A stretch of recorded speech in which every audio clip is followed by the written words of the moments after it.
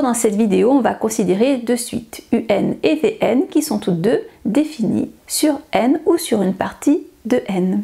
Et on va démontrer que si la suite UN tend vers plus l'infini quand n tend vers plus l'infini, et si à partir d'un certain rang UN est plus petit que Vn, alors la suite Vn tendra elle aussi vers plus l'infini quand n tend vers plus l'infini. Alors commençons par traduire les hypothèses de l'énoncé. Qu'est-ce que cela signifie que la suite UN tend vers plus l'infini quand n tend vers plus l'infini? Eh bien cela signifie que quel que soit le réel A que l'on choisit, on aura toujours un rang à partir duquel les termes de la suite UN seront supérieurs ou égaux à A. Donc on va écrire cela. Donc on choisit un réel A quelconque. Et à partir d'un certain rang, donc je vais choisir un nombre entier donc que je vais appeler N1. À partir de ce rang N1, donc pour tout n supérieur ou égal à N1, on va avoir UN, les termes de la suite, qui seront supérieurs ou égaux à A. La seconde hypothèse dans la propriété que l'on souhaite démontrer est que Vn est supérieur à Un à partir d'un certain rang. Donc de même, on va prendre un rang. Alors cette fois-ci, je vais prendre le rang N2 parce que le rang ici n'est peut-être pas le même que tout à l'heure. Donc je choisis un autre entier, N2, et à partir de ce rang, donc pour tout n supérieur ou égal à N2, on va avoir UN qui est plus petit ou égal à Vn. Donc ici, je souhaiterais avoir les deux conditions en même temps. Il va donc falloir que je choisisse un n qui soit plus grand que N1 et aussi un n qui soit plus grand que N2. Donc on va poser N0, le maximum, entre N1 et N2.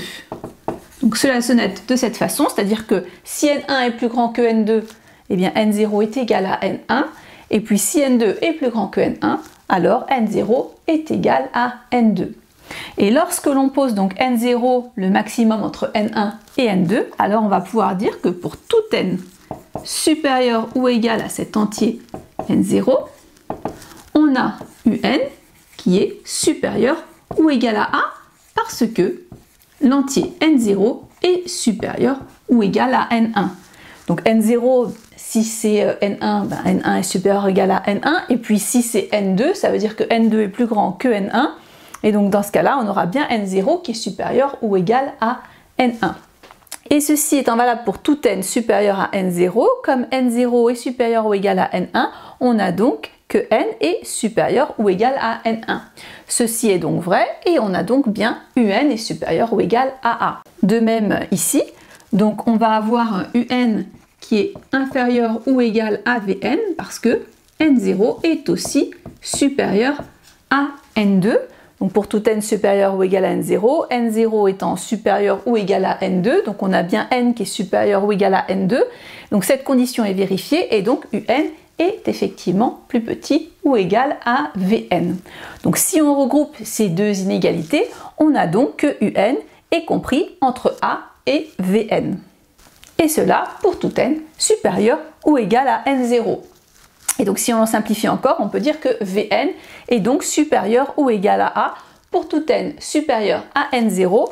Et comme A a été choisi de façon arbitraire, eh bien c'est exactement la définition de la limite de Vn quand n tend vers plus l'infini qui est égal à plus l'infini. Et donc on a démontré ce que l'on souhaitait.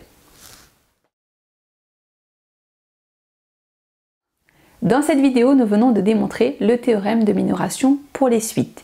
Si on a une suite UN qui tend vers plus l'infini quand n tend vers plus l'infini, et si les termes d'une autre suite Vn sont supérieurs à ceux de la suite UN à partir d'un certain rang, alors la limite de Vn sera aussi égale à plus l'infini quand n tend vers plus l'infini.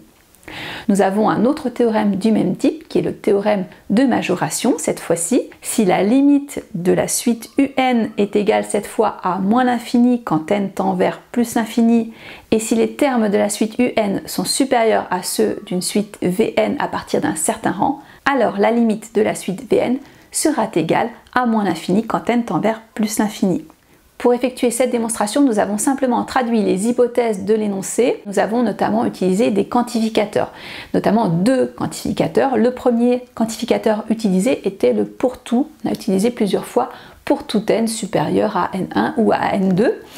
Pour tout, donc, se symbolise par le symbole qui est ici. Il signifie que ceci est valable quel que soit l'entier n que l'on considère.